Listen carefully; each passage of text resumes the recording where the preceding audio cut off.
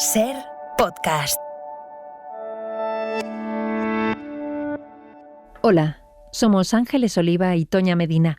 Juntas hacemos Por el Principio. En este episodio, Emilio Gutiérrez Cava recuerda la vida entre bambalinas con su familia de gira, cómo su bisabuelo inauguró la saga familiar en el mundo del teatro y el día que descubrió el chocolate.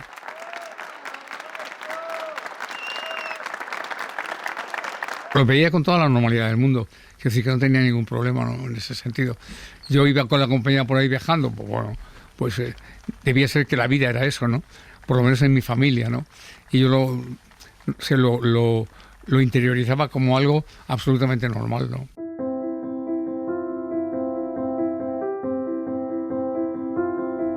Ese niño criado en giras teatrales es Emilio. Nombrar sus apellidos es invocar a una de las sagas familiares con mayor tradición de interpretación en nuestro país.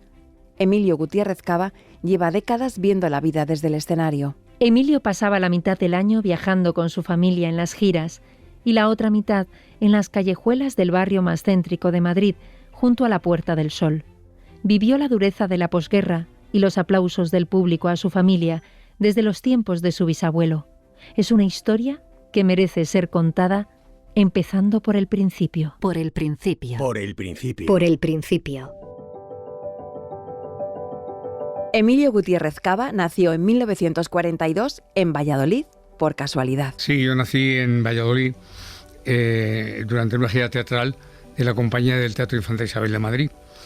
Estaban representando en Valladolid Chiruca, que era una obra que tuvo muchísimo éxito en los años 40 en toda España, una obra de Adolfo Torrado, y mi madre estaba en la compañía del Teatro Infanta Isabel de Madrid, la titular, que se llamaba entonces, y que encabezaba Isabel Garcés.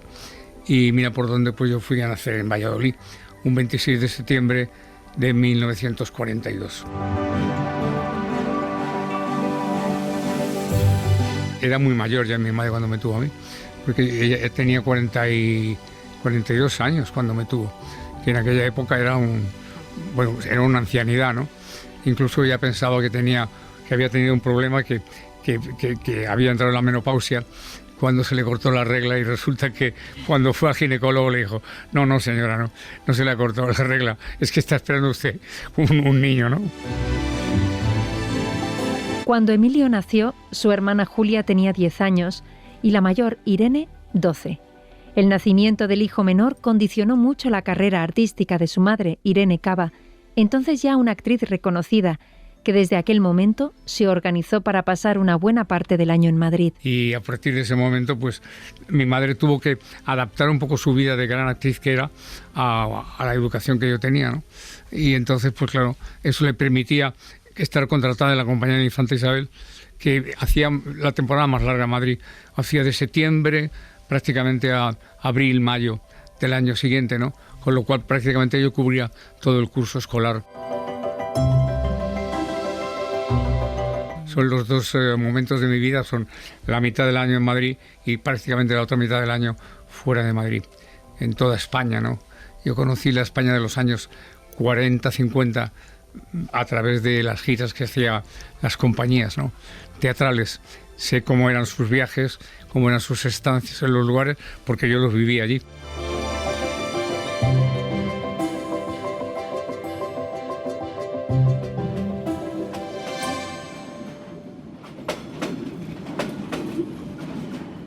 El primer ferrocarril español se inauguró en 1837 en Cuba, entonces provincia de España.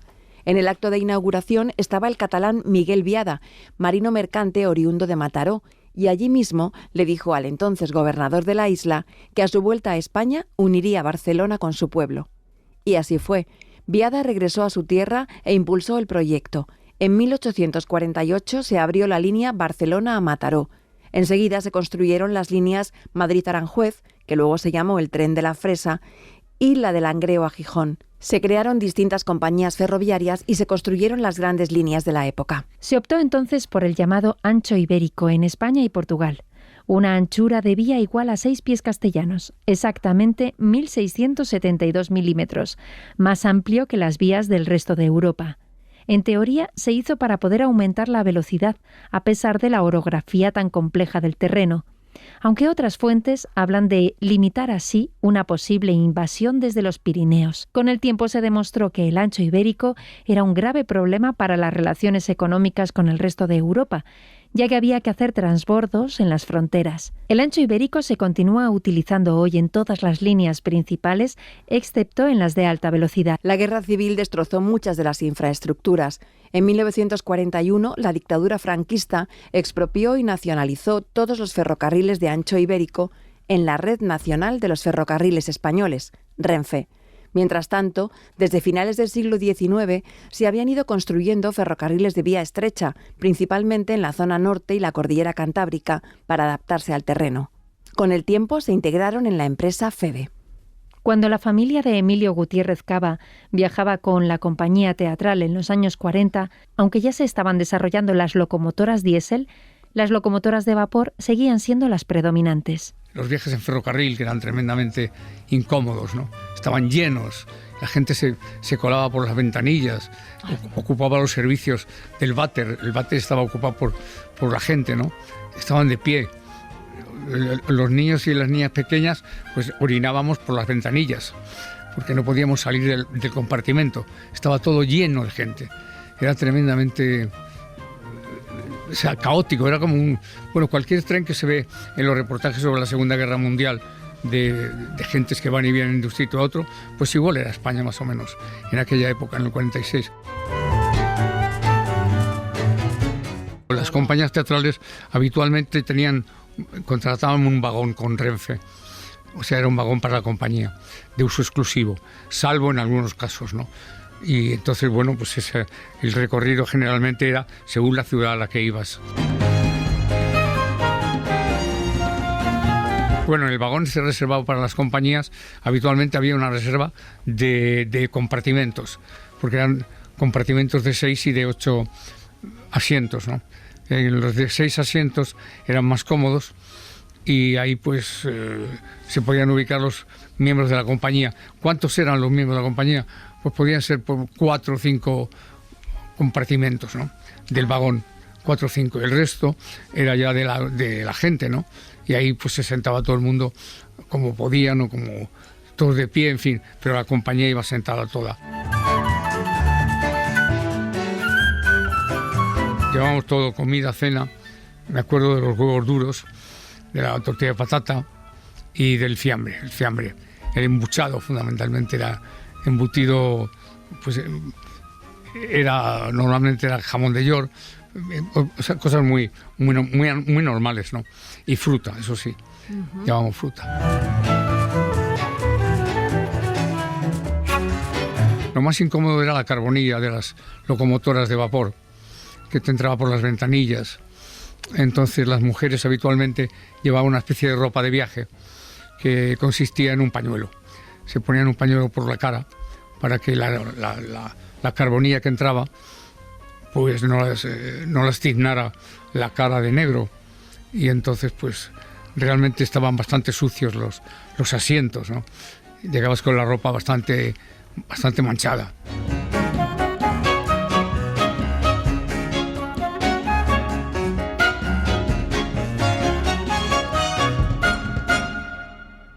Emilio, ayúdame a abrir este baúl. Está muy duro, mamá. Se ha debido de enganchar algo. Tira fuerte. A ver... Ya está. Mamá, ¿dónde dejo este mantón? Dáselo a Josefa, que está organizando todo. Sí, Julia, déjalo un momento aquí, en esta mesa. Ahora lo cuelgo yo. Mamá, ¿puedes luego a la playa? Ahora no, hijo, ya iremos cuando podamos. Ahora hay que sacar todo de los baúles. Uy, no sé cómo puedes bañarte, Emilio, con lo fría que está aquí el agua. Le encanta la playa de la Concha. Siempre que venimos se pasa todo el tiempo que puede allí. Es la mejor. Yo también quiero bañarme, mamá. Bueno, Julia, a ver si luego nos da tiempo a ir un rato. Eso sí sigue haciendo bueno, que aquí nunca se sabe. Julia, dame ese vestido, el de seda rosa. Qué bonito es. Sí, es muy especial. Mucho cuidado con ese, que es muy delicado.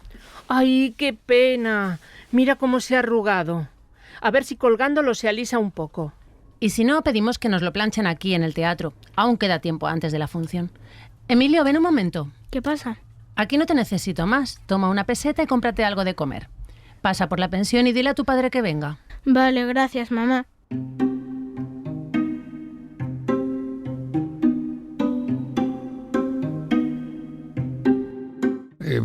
Pues era llegar a la estación, coger un taxi, de que se encargaba mi padre de ir a buscarlo, y ahí cargar todo un equipaje inconmensurable, porque en aquella época se llevaba de todo, desde las maletas para merendar hasta una maleta especial en la que iban los productos higiénicos, es decir, incluso una jofaina, y porque había sitios en los que ni siquiera había agua corriente, ¿no?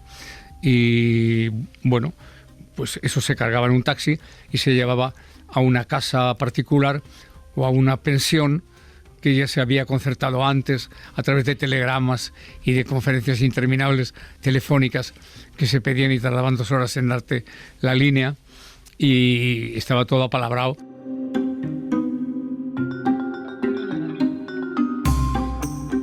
Y luego ya se iban al teatro y tú ibas al teatro, ayudabas a abrir los baúles, ayudabas incluso a montar el decorado. Es decir, era una vida muy atípica en ese sentido para un niño. Esa vida luego, cuando llegaba yo al colegio en Madrid en octubre, tenía una repercusión, porque yo se la contaba a mis compañeros, que para mí era un mundo de fantasía, ¿no? Claro, yo había estado en Vigo, o había estado en Gijón, había estado en San Sebastián. Eran ciudades lejanísimas de Madrid, en aquel momento mucho más lejanas, ¿no?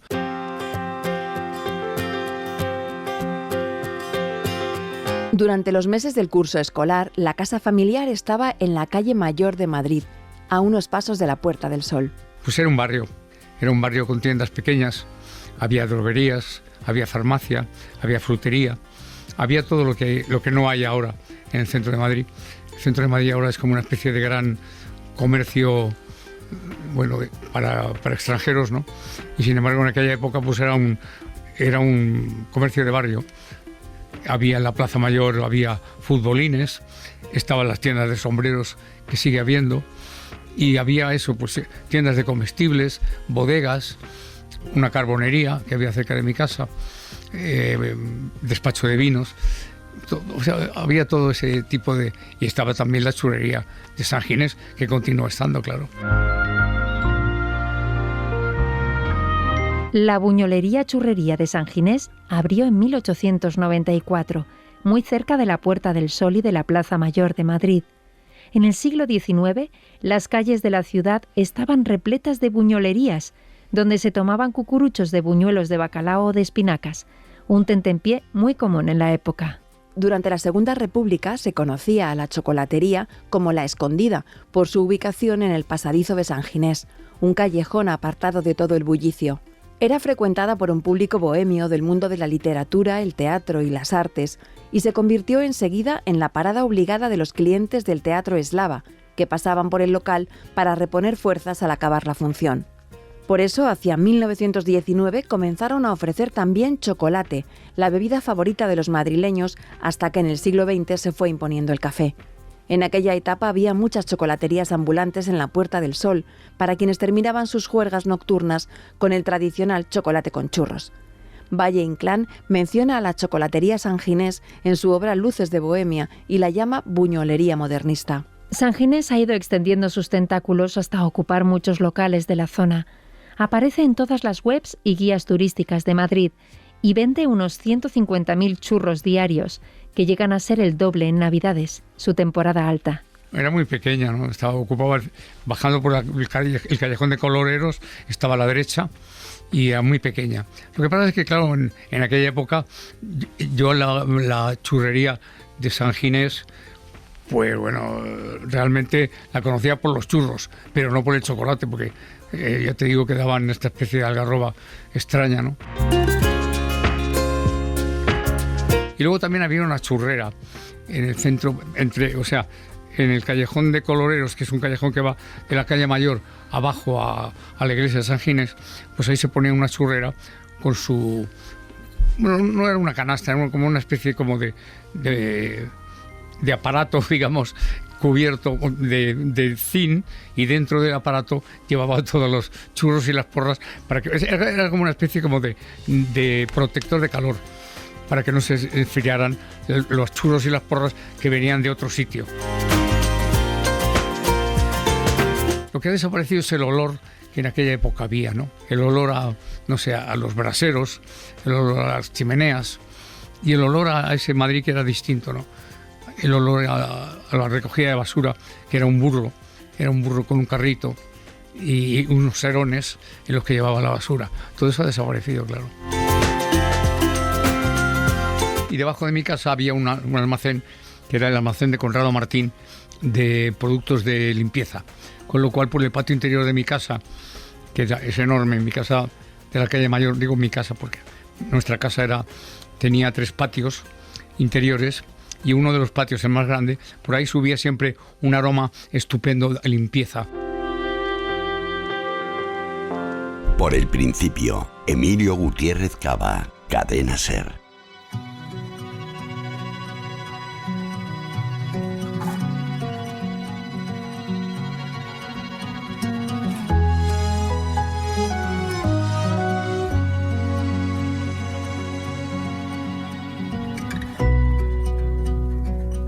La casa es una casa histórica. En este momento yo creo que es patrimonio, porque es una de las casas modernistas que hay en Madrid.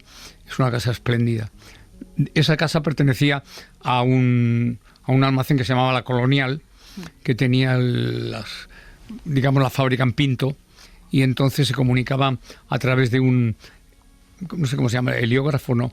Sí, yo creo que es heliógrafo. Se comunicaba con Pinto a través de un telégrafo de señales que tenían en un torreón, que todavía existe, bueno, el torreón, y que es independiente de la casa.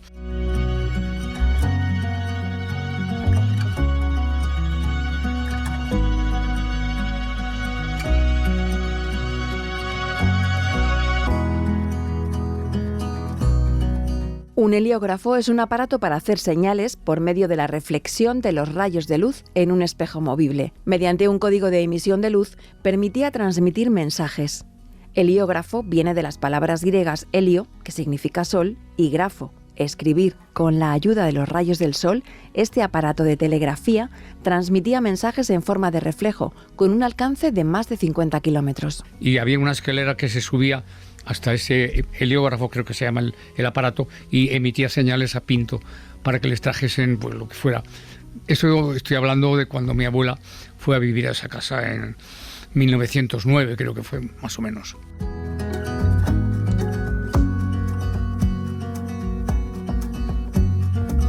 Había 2 asistentas, porque en aquella época sí se podía tener asistenta. No se tenía jamón, pero se tenía asistenta. Era una cosa muy curiosa, ¿no? Y el pollo se veía solo en Navidades, o el pavo, pero ahora se ve a diario. Pero en aquella época era prohibitivo, ¿no? El pollo y el pavo. Y estaban mi abuelo, mis 2 hermanas, mi madre, mi padre, estaba yo, claro. Estaban estas 2 señoras y nadie más.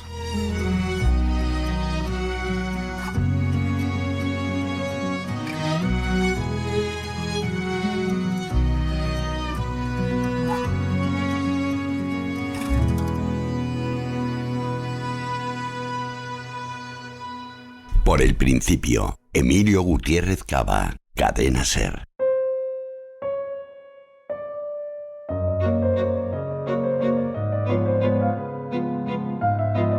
El primer actor de la larga saga teatral de la que viene Emilio Gutiérrez Cava fue su bisabuelo Pascual Alba, que vivía en Valencia. Y las primeras noticias que tengo de él son de 1869, en una compañía que se llamaba Mata Lirón, es decir, era la compañía Enriqueta Lirón y don José Mata, eran las cabezas de cartel.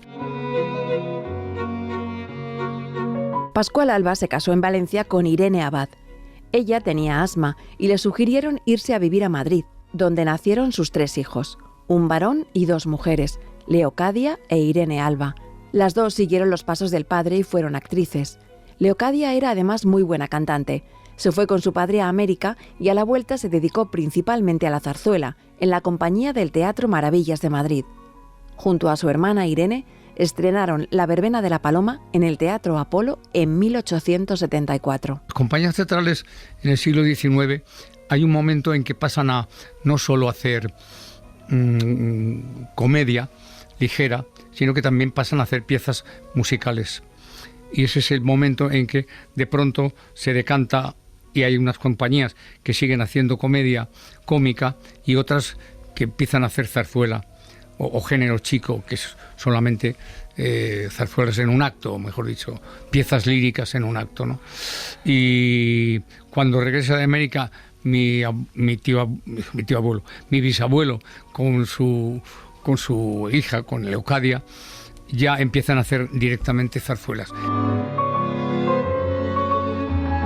Desde principios del siglo XX, Leocadia pertenecía a la Compañía del Teatro Lara en Madrid y allí estuvo hasta que se retiró.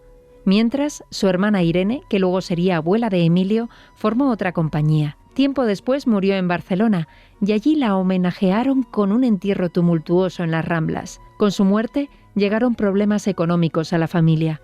Su hija, la madre de Emilio, pasó a hacer sus personajes, pero no tenía tanta categoría artística. Además, en aquella época las actrices y actores tenían un repertorio largo.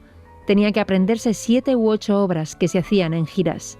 Después de la muerte de la abuela de Emilio, en 1930, la familia deambuló de pueblo en pueblo representando las obras que podían, en unas condiciones difíciles, hasta que en el año 31 volvieron a Madrid y Leocadia, que era una figura en el Lara, ayudó a la familia. Gracias a ella contrataron a la madre de Emilio y luego al padre para formar parte de la compañía. En aquella época era normal que se contratara a matrimonios en una compañía teatral, incluso a familias enteras. Y así llegó la recuperación económica.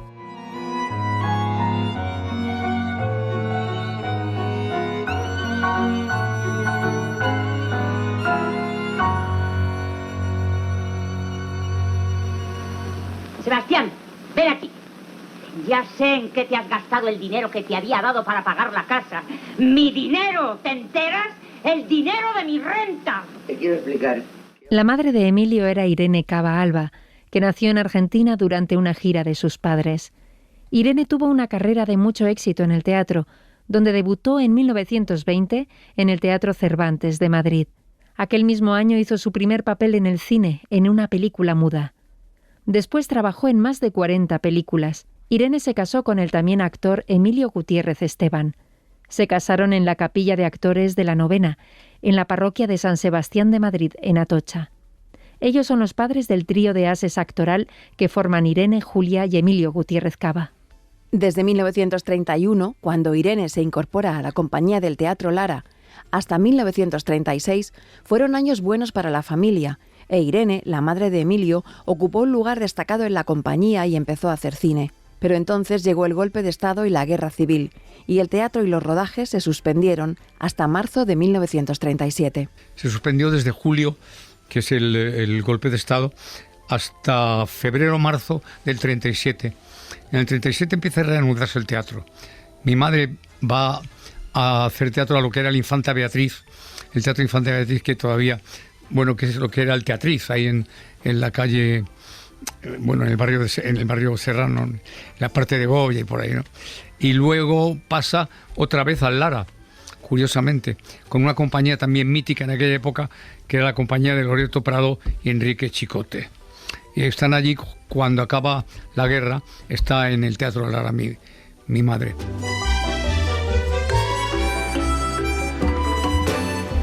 La madre de Emilio había nacido en Buenos Aires y la embajada argentina le dio la oportunidad de irse del país, pero ella no quiso. Los hombres no podían salir y ella decidió quedarse con toda la familia en Madrid.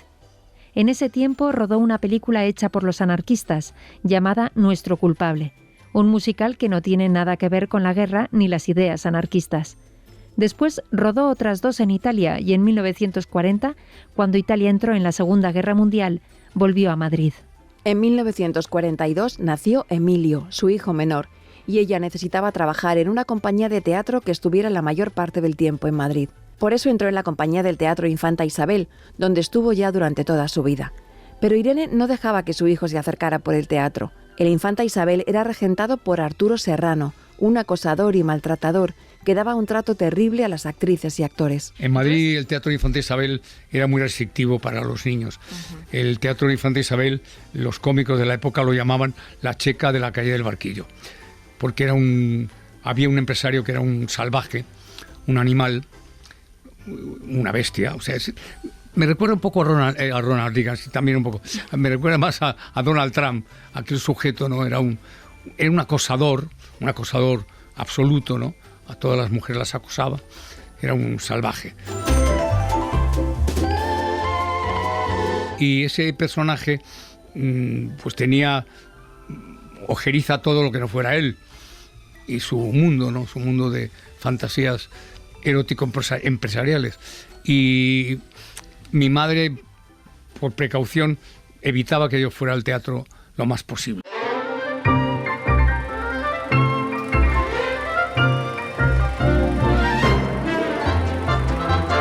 Durante los años duros de la posguerra, los rodajes de cine se hacían de noche. Por el día no había electricidad suficiente y toda se dedicaba a la industria. En el teatro se hacían 2 funciones diarias y se empezaban los ensayos a las 4 de la tarde. Por la noche llegaban los rodajes, para quienes podían. Actrices y actores tenían jornadas maratonianas. La energía de día diurna era para la industria. Y cuando llegaba la noche, como bajaba, las industrias se cerraban, entonces el sobrante, digamos, de energía se podía utilizar para rodar películas. Entonces, para rodar películas, autorizaban el rodaje de las películas en los exiguos estudios que habían quedado bastante desmantelados de Madrid. Las actrices y actores pues estaban trabajando en el teatro y cuando acababan de trabajar iban a estos estudios a rodar hasta las 6, 7 de la mañana. Y luego ya a las 4 de la tarde tenían ensayos si tenían que hacer función nueva en el lugar que estuvieran, ¿no? O sea que realmente era una vida muy dura, muy dura. Por lo menos los primeros años fue una vida muy dura.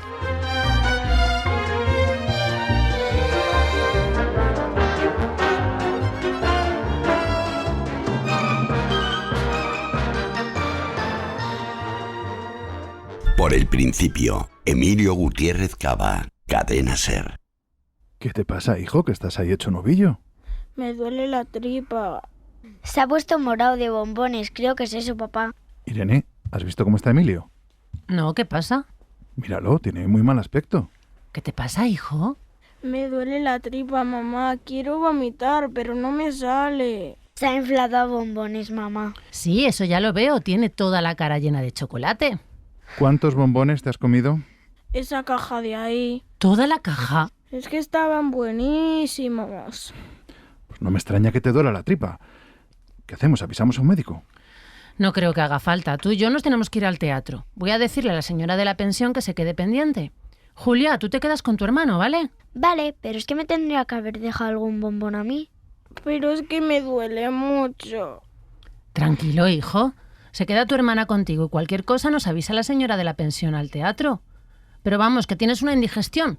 A ver si te entran ganas de ir al baño y se te pasa un poco. Yo creo que voy a ir ahora.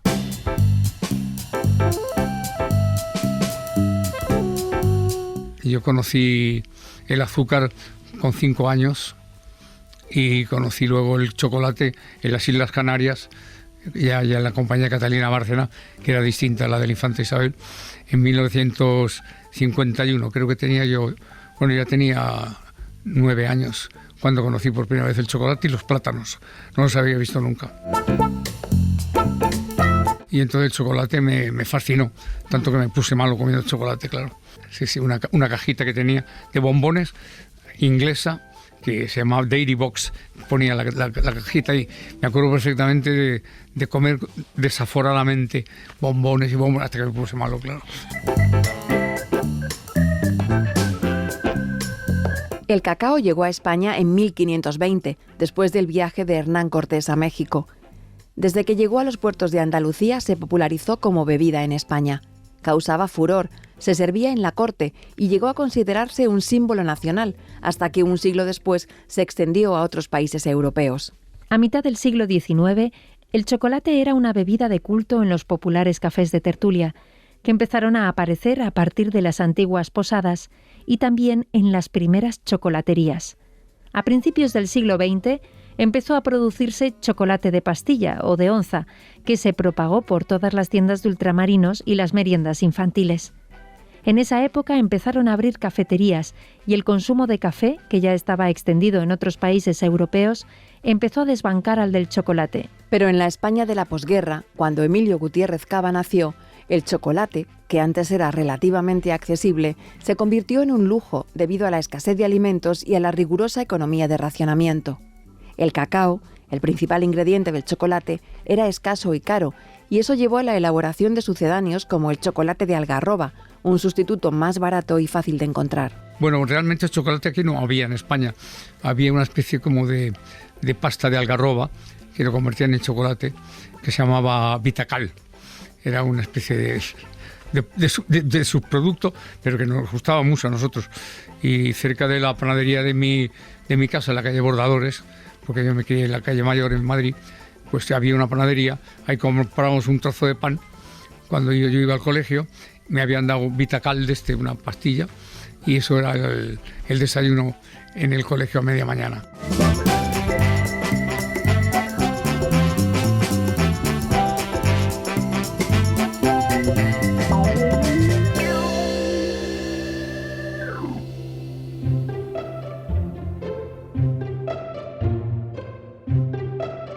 Emilio Gutiérrez Cava fue al colegio en San Felipe Neri, muy cerca de su casa. Yo iba al colegio hispano-francés, era un colegio de señoritas, era un colegio, de profesoras, eran todas mujeres. A mí la enseñanza prácticamente me la enseñaron las mujeres, eran todas profesoras, menos dos sujetos que había, uno que era un cura, que era un bandido, un sinvergüenza, que nos pegaba y nos hacía ponernos de rodillas y todo. Y luego había un profesor de formación del espíritu nacional, que era una asignatura añadida por el franquismo para formar políticamente, ideológicamente a los niños y a las niñas, claro. Ese colegio era bonito por una razón muy sencilla, porque había 4 chicas que daban también, o sea, éramos 8 chicos y 4 chicas. Éramos 12 o 14 alumnos, no había más, ¿no? Y las profesoras eran mujeres, claro. Entonces había un contacto con el mundo femenino muy distinto al que se dio en otros colegios unisex, ¿no? Digamos. Estuvo bien esa parte. Pero es una parte que más o menos recuerdo, porque después de acabar las clases íbamos a jugar a la parte de atrás de la iglesia San Ginés, al fútbol. Había un portalón ahí cerrado que nos servía como portería de fútbol, ¿no? Y ahí jugábamos pues todos los chicos que estábamos en el colegio, ¿no? Jugaba al fútbol y luego me iba a casa a estudiar los deberes del día siguiente, sobre todo las matemáticas, que se me daban muy mal. Y se me daban bastante mal. Y luego escuchar la radio, eso sí. Sí. La radio la escuchaba constantemente. Y fundamentalmente la SER, porque Radio Nacional era muy aburrida, era muy ideológica y muy aburrida. Sin embargo, la SER no. La SER, a pesar de que tenía los boletines de noticias obligatorios que conectaban con Radio Nacional, la SER era más divertida.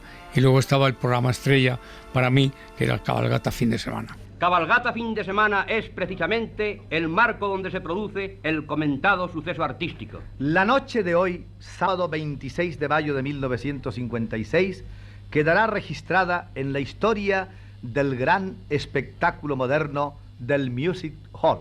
La reina indiscutible de un género dinámico y apasionante. Cabalgata Fin de Semana fue un programa emitido por la cadena SER durante los años 50 y 60, innovador para esa época y precursor de los futuros shows televisivos. Hasta entonces, los programas de variedades y espectáculo eran casi desconocidos en España. Se emitía los sábados por la noche, hasta entrada la madrugada. En su primera etapa estuvo presentado por Bobby de Glané y después por José Luis Péquer. Pues porque yo mientras que estaba escuchando el programa podía jugar al mismo tiempo con cosas que tenía, con un puzzle o con el Mecano, y escuchaba a Bobby de Glané, a José Luis Péquer, a una serie de gentes que estaban en aquella emisora, ¿no? Y los concursos, todo aquello me encantaba, me gustaba muchísimo. Aprendí mucho yo de la radio.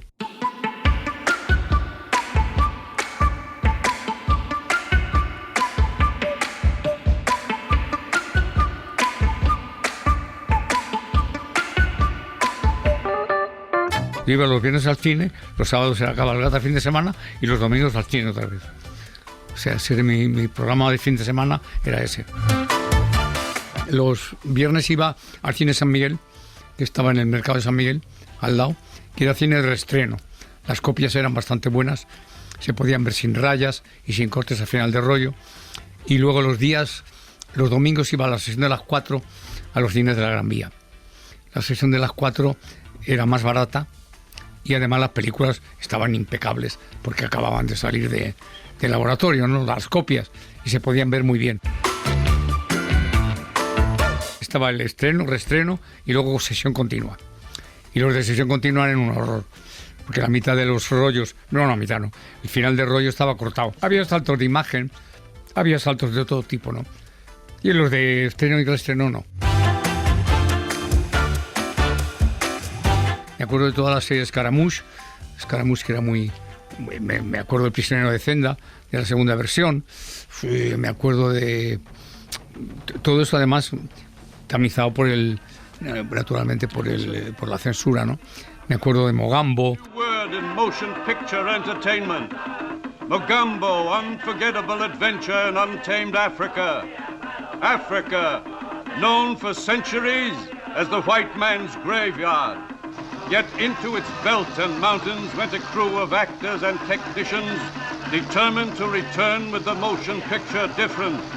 Que se contaba que eran hermanos, porque ella en un momento determinado se empezaba a besar con Claire Gable, y eso estaba mal visto en un matrimonio, ya no, era adulterio, eso no se podía hacer, pero realmente era matrimonio en la versión original.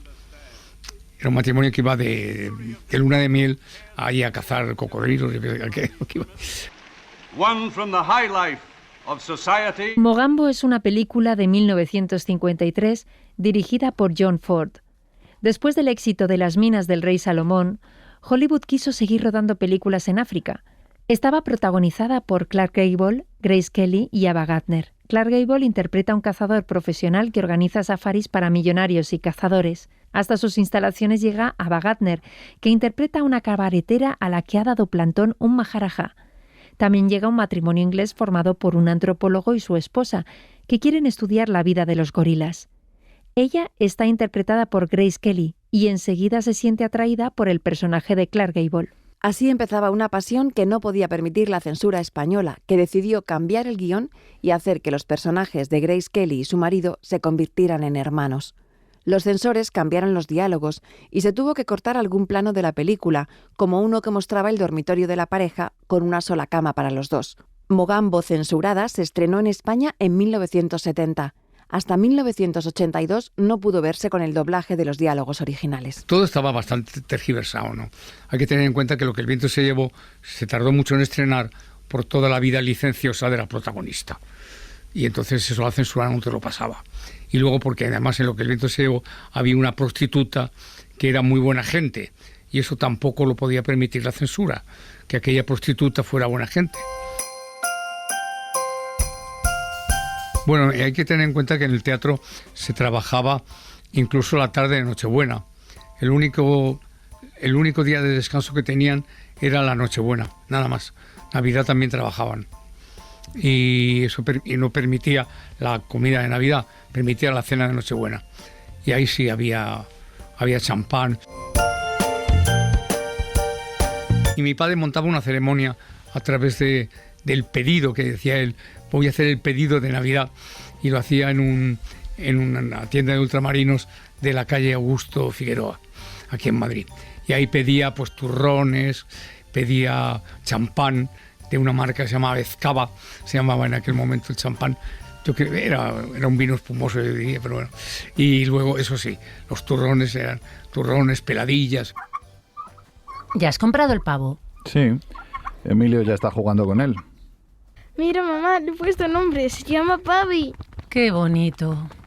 Ay, madre, ya le ha puesto nombre y todo. Ya verás cuando desaparezca el pavo. Bueno, el año pasado no se enteró mucho. Sí, pero era un año más pequeño. Ya se da cuenta de más cosas. Mamá, ¿nos lo podemos quedar? Papá me ha dicho que solo estará unos días. Por favor, porfa. ¿Nos podemos quedar con el pavo? Imposible, Emilio. Aquí no podemos tener un pavo. Tu padre y yo estamos casi todo el día fuera. pero yo lo cuidaría, te lo juro. No puede ser, Emilio, hazte la idea. Jo, mira cómo corre, qué gracioso. Ven aquí, Pavi. Pues igual este año sí que se entera. A ver qué tal. Igual en Nochebuena tenemos que cenar pavo con lágrimas. Ojalá no sea así. Pavi, ven, Pavi, muy bien. Y luego lo que era el pavo o el pollo, eso lo compraban habitualmente a la gente en la calle. Había pavos vivos que llevábamos a mi casa durante 4 o 5 días antes de la Nochebuena, o 6, no sé cuántos. Y ahí estaba el pavo. A mí me gustaba mucho jugar con el pavo. Me hacía amigo del pavo. Y de pronto un día el pavo... ¿Lo tenéis en el patio? No, lo teníamos en la cocina. Ajá. Y de pronto un día el pavo desaparecía. Porque había llegado un carnicero mientras que yo estaba en el colegio antes de... O me mandaban a jugar a algún sitio, mataban al pavo para asarlo. Por el principio, Emilio Gutiérrez Cava, Cadena SER. La familia de Emilio Gutiérrez Cava trabajaba habitualmente en el norte de España, La Coruña, Vigo o el destino favorito de Emilio, San Sebastián. Para él significaban 2 semanas de verano junto al mar. Le encantaban las olas grandes y frías del Cantábrico. En Vigo era más difícil ir a la playa, porque había que coger un tranvía, era más complicado. La Coruña, el agua estaba muy fría. San Sebastián era el lugar ideal. Estaba cerca de donde vivíamos, había una playa espléndida, La Concha, y claro, ir allí era toda una fiesta, ¿no? Por eso yo cuando me despertaba lo primero que hacía era asomarme a ver el tiempo que hacía. San Sebastián era el culmen del verano, quiero decir. Ahí es donde se sintetizaba todo el verano de un niño para mí, ¿no? San Sebastián, la compañía de la Infanta Isabel iba a 2 teatros fundamentalmente. Uno era el Principal y otro era el Príncipe. Entonces, para mí era maravilloso ir al Teatro Príncipe, porque tenía enfrente unos jardines, los jardines del Museo de San Telmo, y yo podía jugar en esos jardines pues por la noche. Yo solo jugaba al balón, me llevaba una pelota, y yo solo jugaba con los bancos, que eran los defensores del equipo contrario, pues yo metía el balón entre los bancos y regateaba. Para mí era estupendo porque mientras que mi familia trabajaba dentro, yo estaba ahí fuera jugando al balón, solo.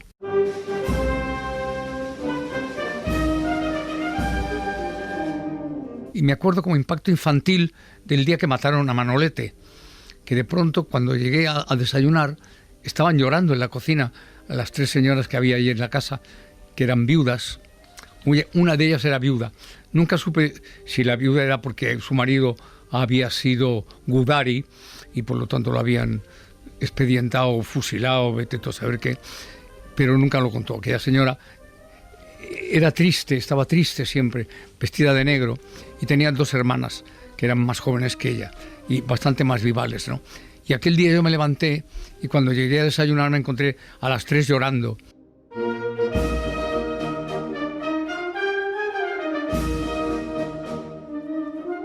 Manolete era el nombre artístico del torero Manuel Rodríguez Sánchez, considerado uno de los más grandes maestros de todos los tiempos en el toreo. Su imagen magnética, con el pelo engominado hacia atrás, unas gafas de sol que puso de moda, el cigarrillo en la boca y la cicatriz de su cara, se convirtió en un icono y alimentó a sus seguidores en España y en México. Manolete llegó a cobrar 200.000 pesetas por corrida, una verdadera fortuna para la época. Los empresarios aprovechaban su tirón para subir las entradas y los aficionados las agitaban en mano en los tendidos, increpando al torero y exigiéndole más que nunca en los últimos años de su vida. Manolete murió en Linares, Jaén, en 1947, con 30 años, por una cornada mortal, y se convirtió en un mito de la España de la posguerra.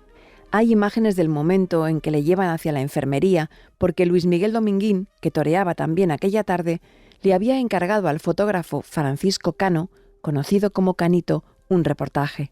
Manolete había anunciado que iba a dejar el mundo del toreo ese mismo año. Su muerte fue una conmoción. The New York Times y Le Monde lo contaron en sus portadas y Winston Churchill envió un telegrama de pésame a la madre del torero. Y es porque habían oído por la radio que a Manolete lo había cogido el toro Linares y lo había matado. Y estaban muy llorosas.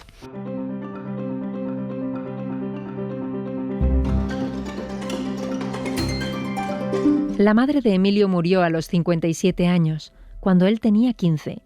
Además del terrible dolor, tuvo consecuencias económicas importantes para la familia. Su sueldo era el que mantenía a la familia y ella siguió trabajando cuando estaba enferma. Emilio la vio en la última función que hizo. Yo, a pesar de que mi madre dejó de trabajar en septiembre del año 56, de 1956, yo no tenía una real noción de lo que era la muerte. Mi abuelo había desaparecido, pero yo tampoco estaba el día que murió en casa, ¿no? O tal vez se me llevó mi tía Julia a dar una vuelta por ahí. Yo no me acuerdo bien de la muerte de mi abuelo, pero de mi madre sí, claro que me acuerdo, por supuesto. Por supuesto que sí. Me acuerdo incluso del último día, que me despedí de ella cuando me iba al colegio.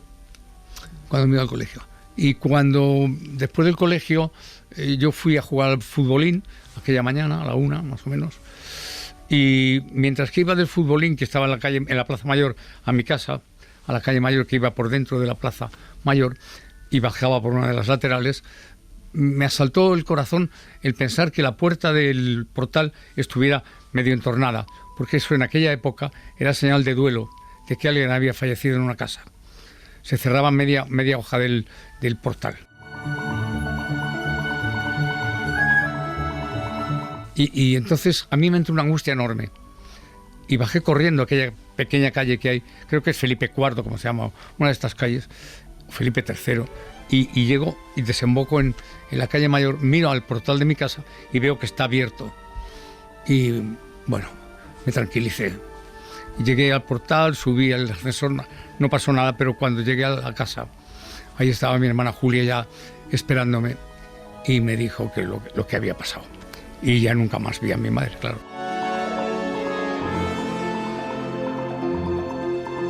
Era la segunda actriz del Infanta Isabel, tenía mucho prestigio dentro del teatro. Mi padre llevaba un sueldo que era bastante decente, pero no era el que llevaba mi madre. No recuerdo bien los sueldos, no recuerdo, no lo sé porque no me los dijeron nunca, y eso no los he podido averiguar. Mi hermana Inés se había casado el año 56, un año antes de morir mi madre, y mi hermana Julia estaba prácticamente... no empezando, pero sí había un periodo de aprendizaje mucho más largo de lo que puede haber hoy en día, ¿no? Mi padre era más seco en ese sentido, ¿no? Se levantaba muy tarde, a la 1 de la tarde, casi todos los días. Pero mi padre es que lo pasó muy mal durante la Guerra Civil, porque siempre estaba amenazado con que lo movilizaran, ¿no?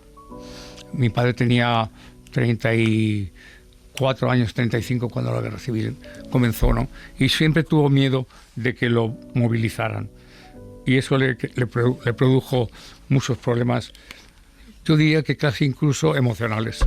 Y mi padre se acostaba muy tarde, se acostaba a las 6 de la mañana, a las 7 todos los días. Y claro, se despertaba luego a la 1. Yo con quien más viví fue con mis hermanas y con mi madre, fundamentalmente, claro.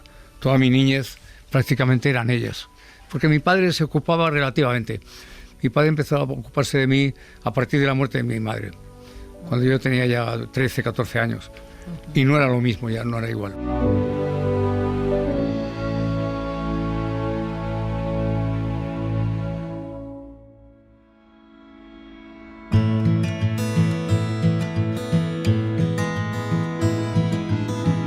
Emilio Gutiérrez Cava quería estudiar filosofía y letras, pero su padre le dijo que para eso no había dinero. Le dio como opción empezar a trabajar en Madrid Film, un laboratorio de cine, con 16 años. Allí estuvo durante 2 años hasta que su hermana Julia consiguió ascender en el teatro y le dio a Emilio la oportunidad de estudiar. Que había dinero para ciencias, pero no para letras. Entonces dije, pues no, yo prefiero trabajar antes que dedicarme a hacer ciencias, porque a mí me gustaba mucho la física y la química, y se me daban muy bien física y química, pero las matemáticas se me daban de una manera espantosa, ¿no?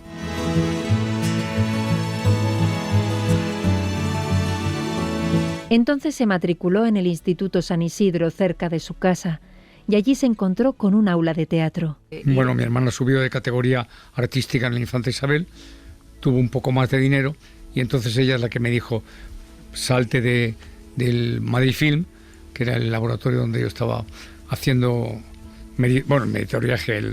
estaba haciendo yo las prácticas cinematográficas, y entonces sigue estudiando.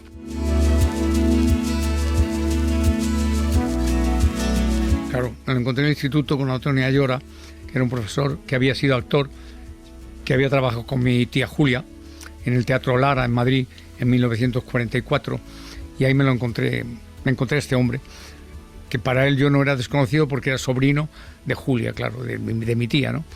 Y había gentes excelentes en ese instituto de San Isidro. Y bueno, ahí cambió mi idea de ver el teatro y de hacerlo, y de lo que el teatro significaba, algo más que comedia o que comedias cómicas. Significaba pues Lope de Vega, Calderón de la Barca, Tirso de Molina, otro tipo de autores. Y eso me lo enseñó Antonio Ayora y el aula de teatro del Instituto de San Isidro, claro. Su familia no era muy entusiasta con la idea de que Emilio se dedicara al teatro. Tampoco lo fue su hermana Julia. La única que vocacionalmente lo tuvo muy claro desde el principio fue la hermana mayor, Irene. Pero el teatro se le puso delante y Emilio Gutiérrez Cava continuó dibujando la estela familiar. Eran fatalistas, sabían lo mal que se pasaba en esta profesión y sabían las dificultades que podía tener yo. Y por eso me hice técnico de Revelancolor, o me hicieron. Pero cuando vi que lo mío no era aquello y que me desarrollaba mejor en otro mundo, pues decidí, todavía no había hecho servicio militar, pero decidí que cuando acabara el servicio militar lo iba a intentar. Antes de eso ya me habían llamado para hacer Peter Pan en Madrid. O sea que empecé prácticamente el servicio militar y haciendo también Peter Pan. Ya estaba incluido dentro del mundo del teatro. Se había adelantado el destino a lo que yo quería.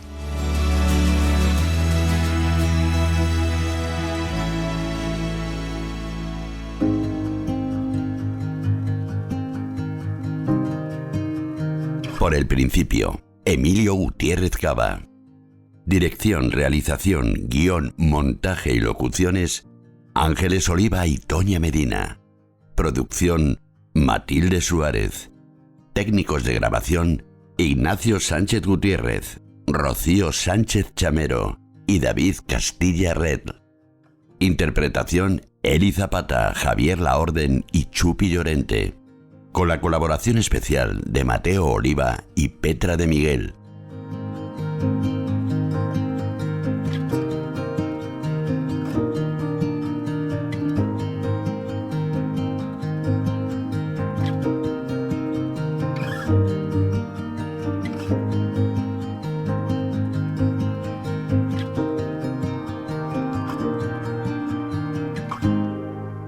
Suscríbete a Por el Principio. Todos los episodios y contenidos adicionales en la app de Cadena SER y en nuestros canales de Apple Podcast, Spotify, iVoox, Google Podcast y YouTube. Cadena SER. La radio.